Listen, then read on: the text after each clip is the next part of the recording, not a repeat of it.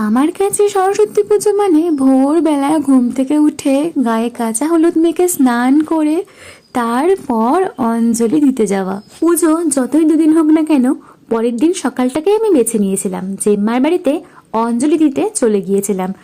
অঞ্জলি থেকে শুরু করে প্রসাদ খাওয়া তো হলোই, তার সাথে জোজোকেও কিন্তু তোমাদের সাথে পরিচয় করিয়ে দিলাম। এরপরেই চললো আমাদের রেডি হয়ে বেরোবার পালা। আমি আর আমার সখী একসাথে রেডি হয়ে বেরিয়ে পড়লাম গুরুগুরুর উদ্দেশ্যে। নিজেদের মতো করে সময় কাটিয়ে অনেকটা আড্ডা দিয়ে ঠাকুর দেখবার পর না, এবার মনে হলো পেট পুজো তো করতেই হচ্ছে। চললাম আমাদের পছন্দের রেস্টুরেন্ট সোলমেটে। সেখানে গিয়েই ফার্স্টেই অর্ডার করে দেওয়া হলো চিকেন ড্রামস্টিক। চিকেন ড্রামস্টিকের উপর কামড় বসাতে বসাতে ভাবলাম আজ কিছু একটা চাইনিজ ডিশ ইন্ডিয়ান ডিশের সাথে অর্ডার করা যেতেই পারে। অমনি চোখ চলে গেল বার্ন গার্লিক রাইসের ওপর।